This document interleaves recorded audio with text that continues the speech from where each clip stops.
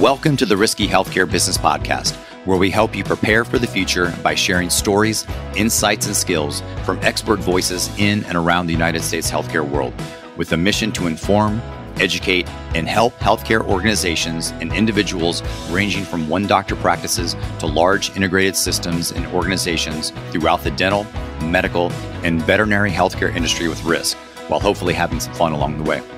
I'm your host, Scott Nelson, a guy that grew up in Ohio and has been working all over the United States during my 20-plus year and counting career in the healthcare industry, with a commitment to accelerating healthcare performance through creativity, not just productivity. Let's dive in.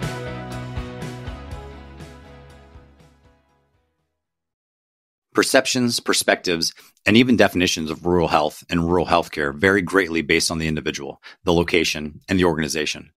All of those have a common thread. Each plays an important role in rural healthcare, risk in rural healthcare, and the performance and success of rural healthcare. A report from the Center for Healthcare Quality Payment Reform found that more than 600 rural hospitals, 30% of all rural hospitals, are at risk of closing. The report found two common contributing factors: persistent financial losses and low financial reserves, with insufficient net assets to counter losses on patient services over a period of more than 6 years. The report goes on to say over 150 rural hospitals closed between 2005 and 2019. Since 2019, 37 rural hospitals closed, including 9 in the first 10 months of 2023, almost as many as in 2021 and 2022 combined. The number of closures during the pandemic were smaller because of the special financial assistance hospitals received during the pandemic. Pandemic aid has now ended, so closures are likely to increase. A facility or department closure is typically the ultimate result of financial stress. The financial condition can be caused by issues such as staffing, but risk can enter a rural healthcare organization and community through numerous vulnerabilities. How can rural healthcare address and manage risk? How can individuals, groups, and organizations within a local community, but also outside a community, help strengthen risk vulnerabilities? Today, I'm speaking with Beth O'Connor about risk in rural healthcare, including perceptions and perspectives. Beth is the Executive Director of the Virginia Rural Health Association, past Chair of the National Rural Health Association Government Affairs Committee, and the immediate past President of the National Rural Health Association Board of Trustees. Let's talk with Beth about risk in rural healthcare. Beth, welcome to the show. Well, thank you. Before we begin talking about risk in healthcare, let's go back to the beginning. How did you get into healthcare and where you are today? Oh, mercy. So once upon a time, I was an undergraduate student with great dreams of becoming a genetic engineer. And then I discovered you had to take chemistry. And I loved biology. I was great at biology, chemistry, not so much. And so I started looking at, what are some of the other options that are in more of that biology world. And I discovered that the undergrad program I was at had a degree in health education, where most people in that field are working with various health-centered nonprofits, such as the Virginia Rural Health Association, or people may be more familiar with like the American Heart Association or the American Cancer Society, those types of organizations. I would have been in the same way with the chemistry as well. That would have got me in a different pathway. It required studying. I didn't get it. With me, it would require studying and a whole lot of probably luck and other stuff that I didn't have. But anyway, I'd like to start our conversation by framing and describing rural health. I grew up in a town in Ohio with a population of around 100,000 people at the time. My high school was surrounded on all four sides by cornfields, and we thought we were in a small rural town. But now that I've lived and worked around the U.S., I've come to see and understand there are many differences and variations created by many factors like geography, for example. HHS Health Resources and Services Administration's Federal Office of Rural Health Policy says that the United States Census Bureau and the Office of Management and Budget define rural areas, and that it uses those definitions and rural-urban commuting area codes to create its own definition, but that the census and OMB definitions present measurement challenges. Based on the 2010 U.S. Census data, 19.7% of the population, 60.8 million people, and 86% of the land area of the country are considered rural. Locally for you in Virginia, Virginia's 2.5 million people and approximately 20% of Virginia's population. So Is there a simple way to understand what rural health is and what does it look like and what is a rural health organization? Simple way? No, there is no simple way. You referenced the Federal Office of Rural Health Policy and the Office of Management Budget. But the reality is every single department of the federal government has a different definition of rural. So how you define rural may depend on what agency you're working with or what grant you're going after or how the funding works out best for you. For us, we use the Federal Office of Rural Health Policy the most frequently, but we also use the CDC. According to the CDC, any locality with less than 500,000 people is rural, which meant, yes, your town in the cornfields of Ohio would have counted. Other folks that live in remote rural areas would have looked at you and said, you've got to be kidding me. That's not rural. Now, thinking about like the organizations, when we read and you hear about critical access hospitals, FQHCs or Federal Qualified Health Centers, rural health clinics, are there differences between each one of those? I'm assuming that there are, but are those spread throughout an area? So in Virginia, do you have one or each of those, multiple of those in terms of rural healthcare organizations? And then can people in rural health go to other types of organizations outside of just those three examples? Absolutely. So, hospitals obviously are entities in and of themselves separate from the clinics. So critical access hospitals by federal definition are hospitals with 25 or fewer beds that are at least 35 miles from another hospital facility. Now, there's some exceptions for that, such as places where that 35 miles involves some very mountainous roads, steep terrain, that could be shortened. So, there's the hospitals that are meant to be small tertiary care facilities for their communities. Now, you mentioned federally qualified health centers, and people very often equate FQHCs with rural, but it's probably better to think of FQHCs as high need. Okay. There are federally qualified health centers in New York City. It just depends on what the need is for that community. So they are more focused on making sure everyone has access to care regardless of the ability to pay. So there are FQHCs, very rural, very remote areas, and there are FQHCs in downtown Richmond, as opposed to rural health clinics, which must meet that federal definition of rural. Rural health clinics are a slightly different entity in and of themselves. Some of them are independent, whereas others are what we call provider-based, which means that they're part of a larger hospital system, as opposed to the FQHCs, which are also always their own independent nonprofit organization, not part of another entity. And the rural health clinics, their primary purpose is to make sure that people on Medicare, which we know is a higher than average percentage of our rural population, have some place to go to receive services. So they receive enhanced reimbursement for Medicare services that you might not get at another type of clinic in an urban area. Now, taking that kind of that background or that context, how do you think about risk in rural health? Both locally in Virginia, but then also nationally in your work as the executive director of the Virginia Rural Health Association, but also in your past role as the president of the National Rural Health Association. Oh, yeah. If you just said risk and rural to me, the first thing that would pop into my mind was the hospital closures we've had all over rural America.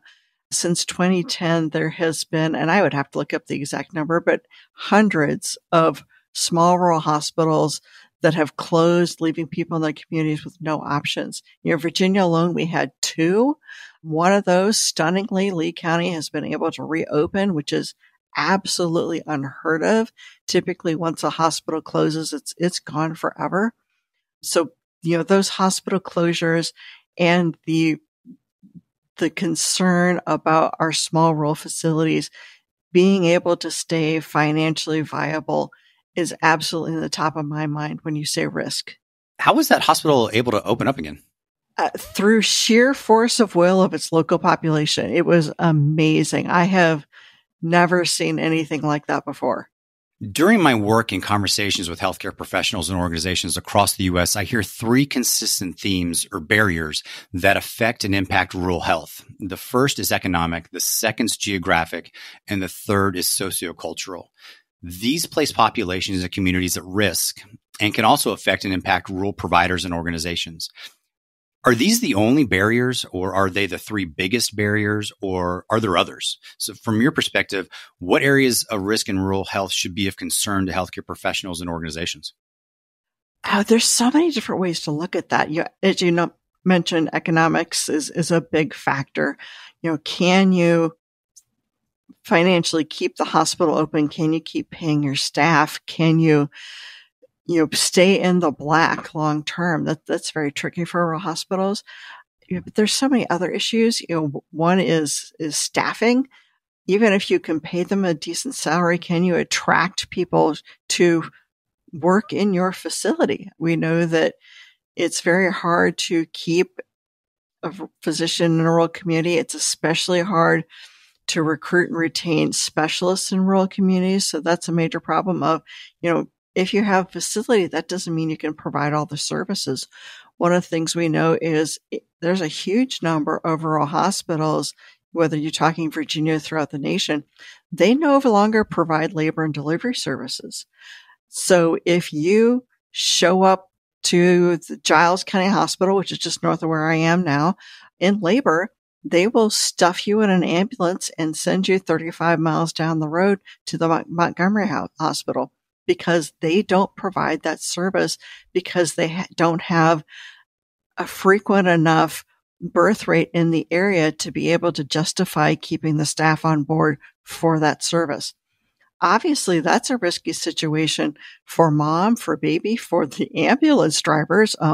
We have a frightening number of EMTs delivering babies on the side of a highway. Not the best situation for everybody. So that's absolutely a risk.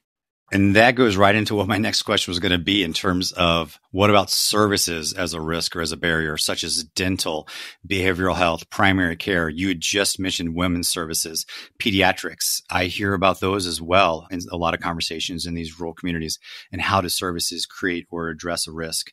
I came across an article recently from Rural Health Information Pub, and it was published from the Daily Yonder, about the Department of Transportation to help rural and tribal communities access funding opportunities. And so the Department of Transportation was funding nearly $6 million for more than 60 rural and tribal communities, with the goal of creating jobs, improving safety, and strengthening economies. So is that an opportunity where we talk about the economic pieces, as well as when you were just talking about staffing, recruitment, retention, workforce, and infrastructure for government or other entities to get involved and help out in those areas? Yeah, transportation is a barrier on so many levels. First of all, can your patients get to your facility to be seen? Last I checked, there's not a subway running around rural Virginia, or a bus service or anything like that. So, can people get to the service? Without transportation, do they have a way to get to jobs that would pay them sufficient benefits to have health insurance to be able to use your services? There's so many things tied up in transportation that I think people don't realize, when you're working with a community that has barriers to be able to own their own car for whatever reason, there's just no other options. How do those barriers go into risk variations, or are there risk variations? Meaning, are there differences based on geography or type of organization or type of community? So how are rural Virginia and rural California and rural Massachusetts and rural Florida or any other state around the country, how are those different? It's definitely the more different we are, the more that we are the same. Every corner of the country has different types of transportation barriers. In Virginia, we think of either the Appalachian Mountains on the west side, or you think of the Eastern Shore with, the Chesapeake Bay is in the middle of part of Virginia. How do you get around that? As opposed to the Great Plains states, where you may have hundreds of miles between one hospital and the next. So that it really depends on where you are. Either way, the transportation and the distance between services is absolutely a concern. Whether you're talking about again, the mother and the baby, whether you're talking about liability in terms of how you serve that population, so many different aspects. Do you see any types of areas where there can be solutions? Just last year, Ohio initiated a $500 million program for the Appalachian Community Grant Program. And what that does is it provides planning and development grants for communities located in Ohio's 32 county Appalachian region.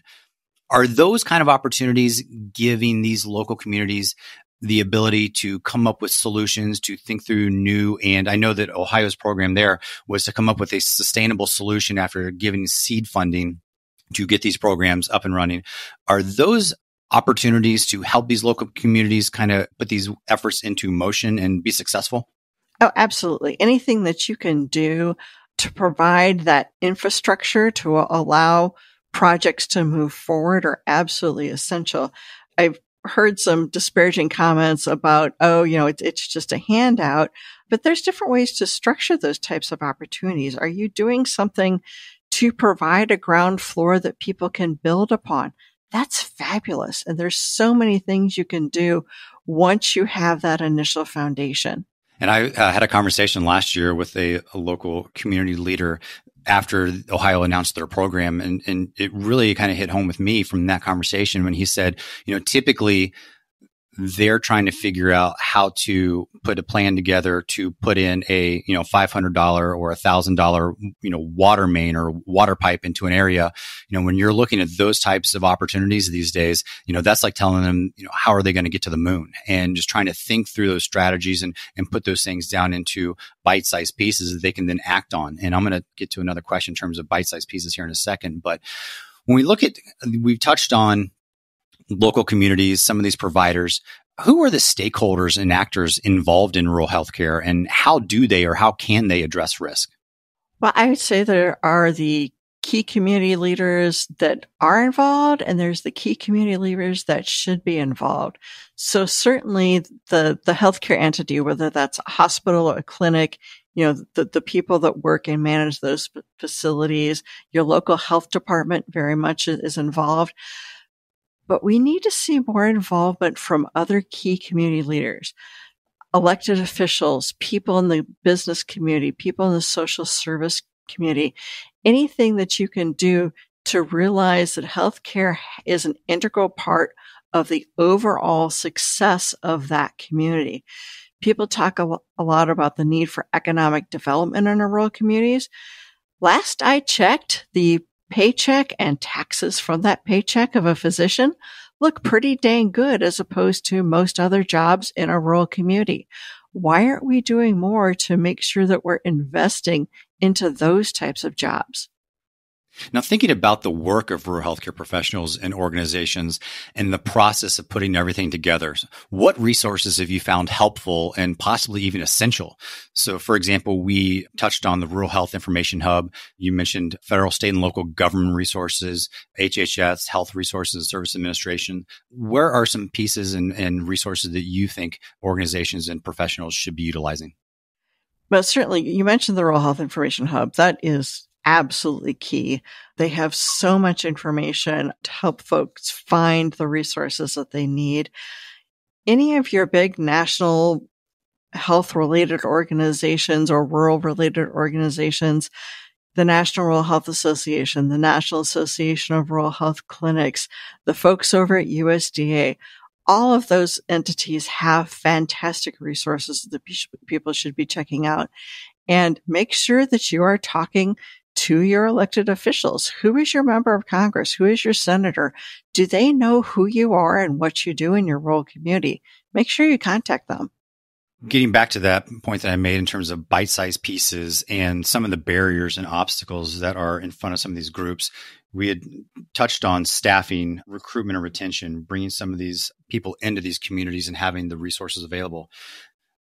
Mentioning the Rural Healthcare Information Hub again, and an article that was published in Fierce Healthcare about a rural Illinois hospital that says that in 2021, a ransomware attack was partially to blame for its closure. Again, talking about another hospital closure that you had mentioned earlier.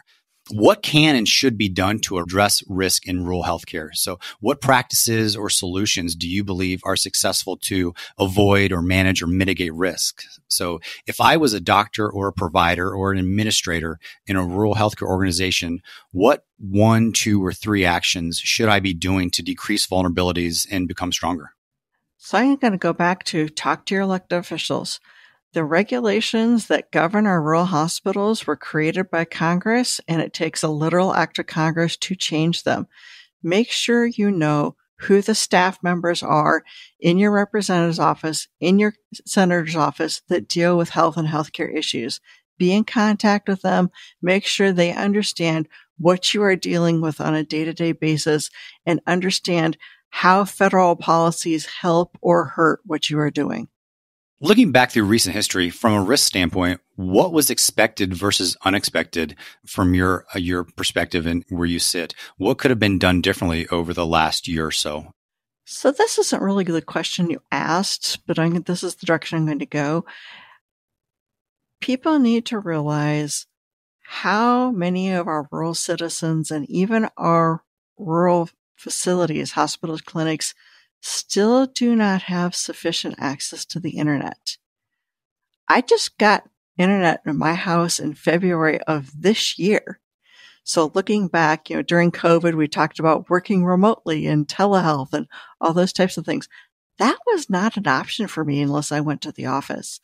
And for so many things that can be done these days to help rural communities, if they don't have that infrastructure, it's hard to communicate with the people who are paying the bills in terms of insurance companies and CMS. It's hard to research and apply for grant opportunities. It is hard to recruit physicians and other types of clinicians. It's impossible to run telehealth if you don't have adequate internet at your facility. That's a perfect direction to go in. And now even actually thinking about this, the flip side of that, looking forward during this year, maybe even beyond, and maybe the infrastructure piece of this in terms of the broadband and technology requirements may be part of this. But what do you see as potential issues and how do we anticipate and be prepared in the future? Well, certainly, the Farm Bill is up for reauthorization at the federal level. I encourage people to look into that. Again, talk to their elected officials about why that's important, not just for big ag. People look at the Farm Bill and think it's just agriculture. Mm-hmm. There's millions of dollars in the USDA dedicated to rural health. So make sure that you know what's going on there. The other thing I think we can do better in the future is understand how to recruit and retain our rural healthcare providers. One of the things in our rural communities we know is that you can recruit somebody from the outside to come in, but they probably only stay for so long. We really need to change our focus to encouraging our local kids to consider healthcare careers so that they can come back to our communities and be embedded in our communities and stay there long term. That's an interesting point because I think what I've been finding when I have conversations, whether or not it's with dental care or with physicians in medical care, a lot of these rural communities, there have been as local kids that have grown up there have gone away to school and gone away to either medical school or dental school or veterinary school. Then they'll practice for a time period. And then at some point in time, some of these do go back to their local communities and want to go back and raise their families in the area, in the community where they were raised. And I think that not only helps those families, but it helps the community and it helps just the greater area as well. Absolutely. We see stories of kids leaving their rural communities and going off to college to be able to get a good job. Healthcare is a good job. You can do that in your rural community, unlike some other jobs that you have to go to a big city to get. That's a great point. That's a great point to conclude our conversation on. Beth, thank you very much for your time and your sharing your thoughts today and your experiences. I really appreciate it. Thank you. Thank you for listening to the Risky Healthcare Business Podcast. You can listen to all episodes from the Resource Center page of the SpringParker website, springparker.com, or click the listen link in the show notes to listen and subscribe for free on your platform of choice. And remember, Accelerating healthcare performance is achieved through creativity, not just productivity.